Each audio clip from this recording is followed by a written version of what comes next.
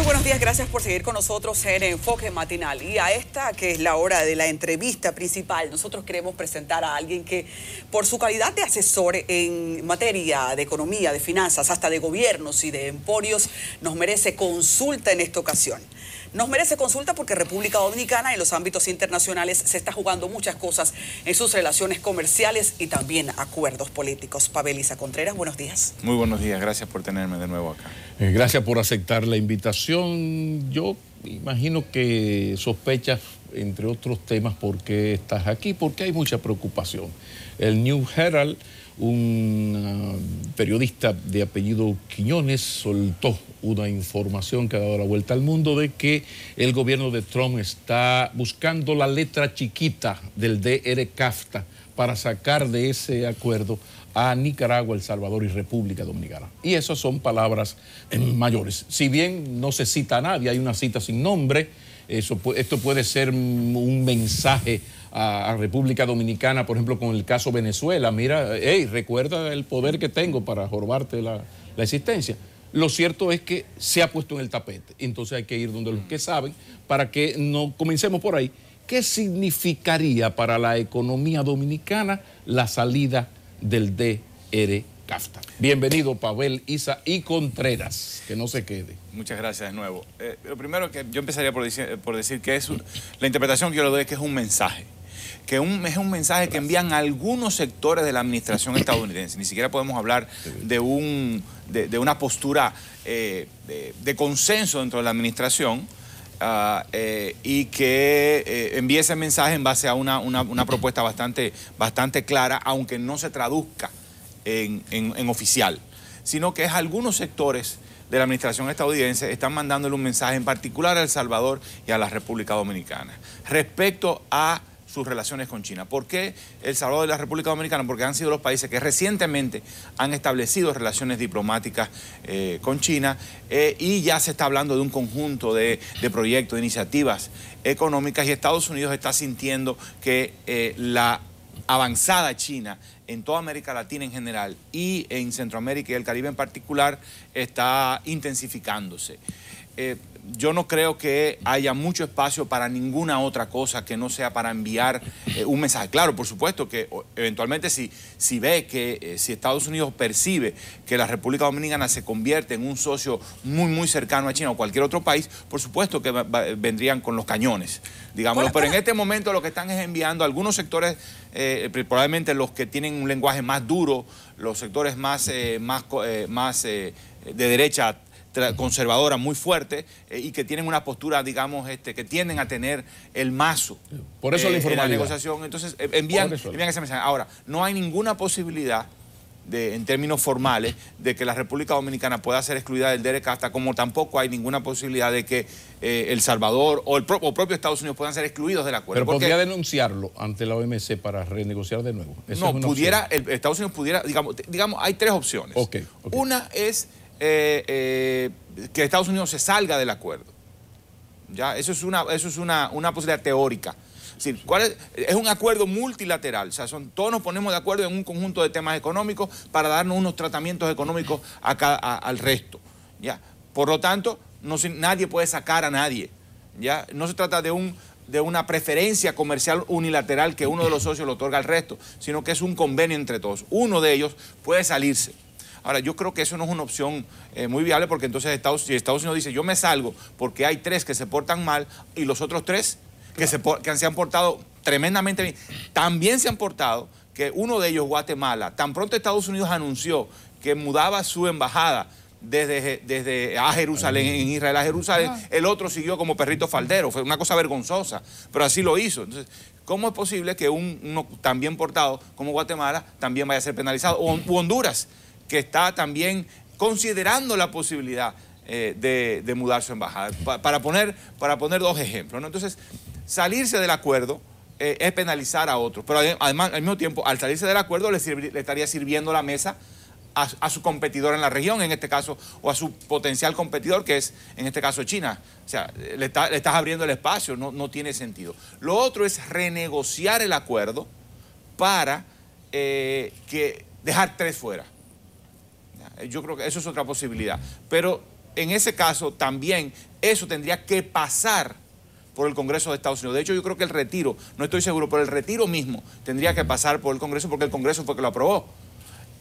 Renegociar para dejar 3 fuera también tendría que pasar por el Congreso. Y resulta que en la Cámara de Representantes Trump no tiene mayoría. A Trump le va a costar bastante, si es que lo logra, pasar el nuevo NAFTA, el nuevo TLCAN en español, el Acuerdo de Libre Comercio de América del Norte.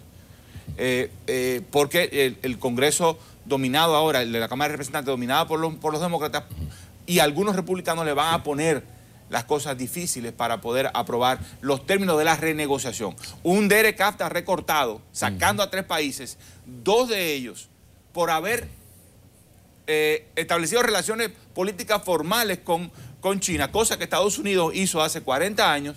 O sea, no parece un argumento muy sólido para que un Congreso vaya a aprobar. Un básico, Pavel, un básico.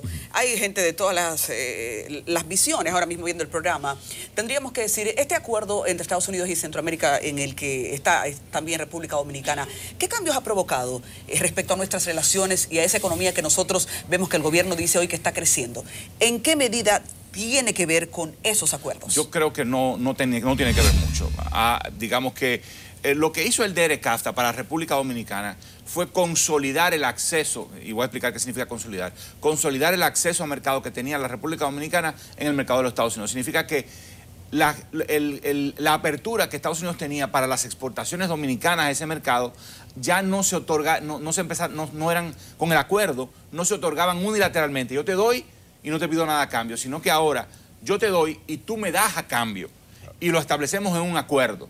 ¿Ya? Entonces la República Dominicana no ganó mucho, no significa que ganó algún nivel de acceso, pero ya antes del DERECAFTA ese nivel de acceso estaban. Claro. Entonces la República Dominicana no ganó mucho. Ahora la República Dominicana sí tuvo que ceder mucho para poder mantener el acceso al mercado estadounidense, y eso es lo que explica en parte que el país haya incrementado tan tremendamente sus importaciones desde Estados Unidos y desde Centroamérica, porque el tratamiento que le damos a Estados Unidos también se lo damos a Centroamérica, igual que en Centroamérica y Estados Unidos nos lo dan a nosotros. Entonces la balanza comercial se ha vuelto muy negativa. No es solo el resultado de los acuerdos, O sea, hay que decir, esta economía ha estado creciendo, y como ha estado creciendo sobre la base doméstica, de demanda interna, de gasto del gobierno, de consumo privado, de inversión privada, eso hace aumentar las importaciones, ¿no? Entonces, eso también ha hecho desbalancear bastante. Y encima de eso, tenemos unas capacidades competitivas en nuestro aparato exportador que no logra compensar, pagar por las importaciones. ¿Y cómo hemos pagado entonces por las importaciones si no hemos exportado a los mercados que ya están abiertos para nosotros? Tomando prestado y recibiendo inversión extranjera, cosas que habrá que pagar eventualmente. Ese es un problema serio, porque creo que salvo los acuerdos o las negociaciones con el mercado haitiano, nosotros somos deficitarios en la balanza comercial en los 5 últimos que hemos firmado, lo que es muy grave. De hecho, hay 2 cosas que nos han salvado un poquito. Un primer momento fue las exportaciones a Haití. Con el aumento de las importaciones desde Estados Unidos y Centroamérica, lo que nos salvó fue exportar a Haití. O sea, eso fue un alivio de las cuentas externas. Lo otro que nos ha salvado en los años más recientes es la caída en los precios del petróleo. Es cierto que las exportaciones han aumentado, pero no lo han hecho a un ritmo, exceptuando 2018, que sí aumentaron de manera intensa. Te iba a decir, el 2018 fue un año buenísimo para las exportaciones. Porque Estados Unidos creció mucho. ¿Y por qué creció? Porque por el paquete tributario de Trump. Como Trump recortó impuestos, ya lo tendrá que pagar después eso, porque el recorte de impuestos va a implicar un aumento del déficit fiscal en Estados Unidos. Pero por lo pronto Trump recortó impuestos, esto empujó la economía americana hacia arriba, esto empujó la demanda estadounidense de productos dominicanos, enviaron más remesas, vinieron más turistas, entonces eso jaló la economía dominicana y eso explica en parte un poco el crecimiento de 2018 nuestro. Que eso es interesante porque eso toca la política en el sentido de cómo la economía dominicana va siendo arrastrada para bien o para mal por la marcha de la economía norteamericana. Menos que antes, pero sigue siendo importante. Sigue la fuerza externa principal. En esto del DERECAFTA, quizás lo más positivo que uno vio desde el inicio era que la República Dominicana firmara esto, implicaba el cumplimiento de una serie de requisitos, de unos protocolos que nos dio cierta fortaleza institucional en más de un área. Debo decir, eso es importante. Hay algunas personas, algunos colegas muy respetables que hablan de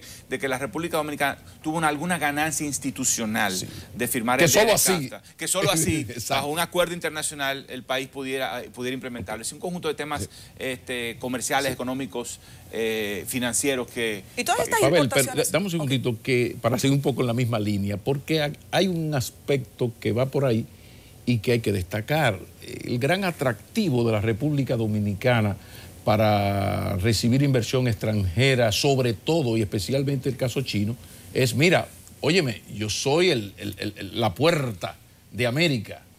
Por Montecristi y Manzanillo estoy ahí a un par de horas del mercado más importante de América. Bueno, entonces, invierte aquí, que además yo tengo con esos gringos, señores, una cosa que se llama DERECAFTA.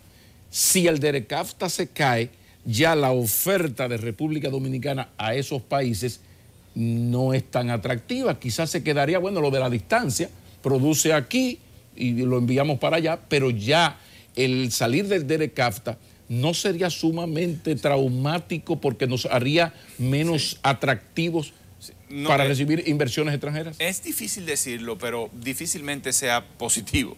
Pero no sabemos, salir del DERECAFTA sería negativo. Lo que no sabemos es cuán negativo sería. Salir del DERECAFTA implica que Estados Unidos nos empiece a dar un tratamiento arancelario similar al que le da al resto del mundo, con los cuales ellos no tienen acuerdo de libre comercio, digamos, similar al que Estados Unidos le da a cualquier miembro de la Organización Mundial del Comercio, que eso es lo que se llama tratamiento de nación más favorecida. Eso es un término técnico que se usa. El tratamiento mejor que Estados Unidos le da a algún país es el tratamiento que le da a los miembros de la OMC, excepto cuando hay un acuerdo de libre comercio que le da un tratamiento aún mejor. Ahora, eliminando el TLC, cualquier TLC, Estados Unidos vuelve al tratamiento normal. Pero ese tratamiento normal, mi impresión es que no difiere tanto del tratamiento bajo libre comercio, porque Estados Unidos tiene aranceles muy bajos, 0.5%, 1%, el arancel promedio estadounidense de 2%. Entonces, ¿por qué nosotros nos metemos en una cosa así si apenas el arancel promedio es de 2%? Bueno, habría que decir dos cosas. Primero, porque un 1% o un 2% puede hacer la diferencia en términos de que una empresa demande, por ejemplo, de una empresa de zona franca, cierto tipo de... Operaciones millonarias. Porque son operaciones millonarias. Y ahí, con esa diferencia, se le puede sacar ventaja a otro país, ¿ya? O no sacarle, o quedar en desventaja frente a otro país. Entonces, estamos hablando de operaciones importantes, con un número de empleos importantes y demás. Eso por un lado. Por otro lado, con el acuerdo, el tratamiento está consolidado, digamos, está firmado entre los países. Es cierto que estamos hablando entre un socio poderoso y socios muy pequeños. Al final, Estados Unidos puede hacer lo que quiera sobre la base de argumentos de seguridad nacional o de emergencia económica, pero tendría que haber algo parecido a eso como para que, digamos, excluyan a un país como la República Dominicana o a cualquier otro. Entonces el acuerdo de libre comercio te da ciertas garantías de que vas a tener acceso. Ya tú pagaste el costo por el acceso al DERECAFTA en lo fundamental. Es decir, la apertura comercial frente a Estados Unidos ya se dio. Ahora tú tendrías la oportunidad de obtener los beneficios fortaleciendo tu aparato exportador, ¿ya? Que no lo has hecho, que no lo hemos hecho. Y ahora entonces vas a renunciar a eso. Los beneficios de esto se pueden interpretar desde la facilidad o la consolidación de relaciones políticas y económicas a lo macro allá y cómo eso llega también, cómo impacta a un país de manera general. Cuando hablamos entonces del impacto del DERECAFTA en el común de los dominicanos, una crítica básica ha sido que no ha conseguido que se abaraten los productos que son importados. ¿A qué eso lo atribuye la economía? Un economista como tú. Yo creo que hay una parte importante, hay dos razones. Una es que una parte de los productos que se importan los comercian oligopolios. Esto es una economía altísimamente oligopolizada. ¿Ya? Entonces, cuando tú tienes una apertura comercial, lo que hace es, bajan los impuestos. Los impuestos, lo que eran antes impuestos, lo que hacen es transformarse en ganancias del importador. ¿ya?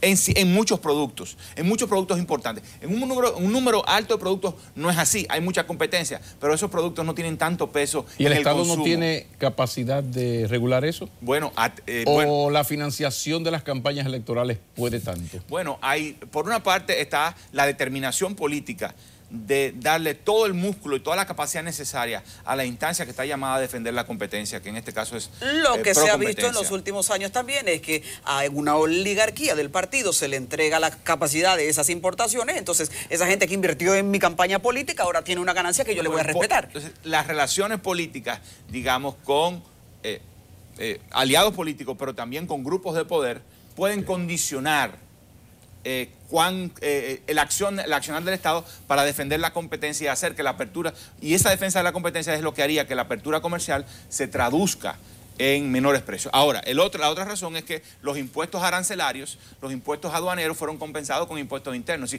te bajaron el arancel, pero te subieron el ITEVIS. Entonces, eso explica por qué los precios no han bajado tanto como se supone que deben bajar. Esas dos razones, porque unos impuestos se transformaron en otros y porque unos impuestos se transformaron en ganancias de algunos pocos. Pavel Isa Contreras, hay otro gran problema en la economía nuestra que es el tema del empleo. Y dentro del empleo, la informalidad del empleo. Hablábamos del 58,2%, pero para que se tenga una idea, datos del Banco Central, el empleo crece la mitad del PIB. Y de cada 6 empleos, esto es un ejemplo, ¿no? De cada 6 empleos en el 2018, 3 eran informales, 2 del Estado y apenas 1 del sector privado. Oigan esto, o sea, de 6, 3 son informales y apenas 1 es formal del sector privado. Y ya sabemos lo que significa empleos del Estado en una buena medida. Sin embargo, llama la atención unas declaraciones de Paz, Rafael Paz, el del Consejo Nacional de la Competitividad. Él reveló que desde el 16 la economía dominicana rompió el círculo vicioso de la generación de empleos y a partir de ese año los puestos de trabajo que se crean no provienen de la informalidad, sino del sector formal. Los datos que yo tengo son los del Banco Central que desmienten eso. Una persona tan entendida, un investigador como tú, ¿qué tú me puedes decir de esta situación? A largo plazo lo que ha habido, se ha mantenido el empleo informal. Es decir, cuando uno ve la cifra 2017, digamos que estamos hablando de 17 años de estadísticas de empleo, lo que uno está viendo es que la proporción del empleo informal se mantiene por encima del 50%. ¿Y ese no solo global, sino cuando uno va por sectores.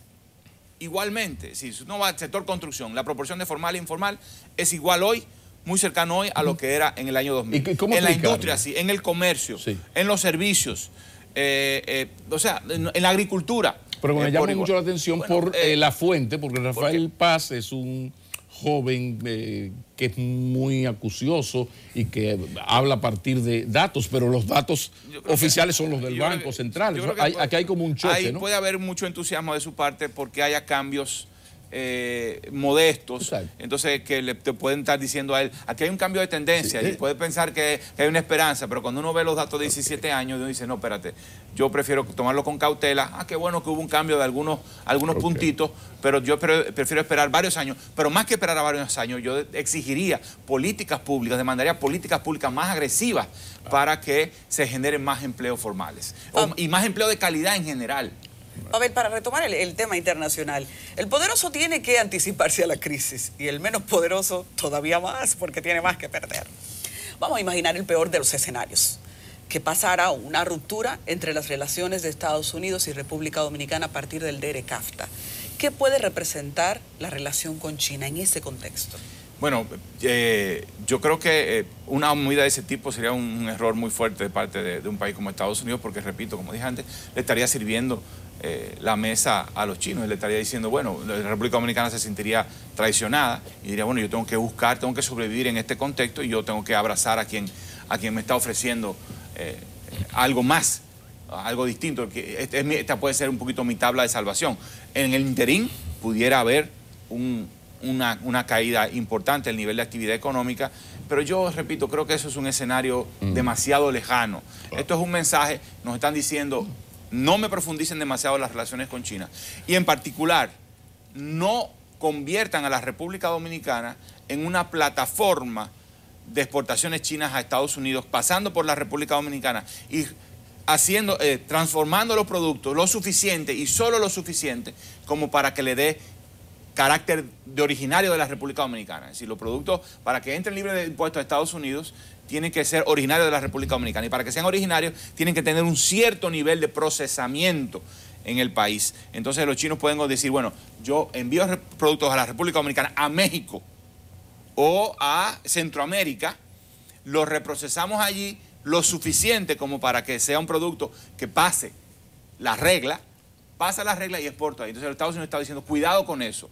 Claro. Digamos, no significa que los Estados Unidos vayan a objetar cualquier flujo de exportación, claro, sino que si se convierte esto en una plataforma enorme para que los chinos bypasseen la barrera que le estamos imponiendo en Estados Unidos, entonces yo voy a tomar medidas. Pero yo pienso que eso de nuevo es un escenario extremo. Yo creo que sí, la República Dominicana tiene que procurar atraer ese tipo de inversiones sin molestar demasiado.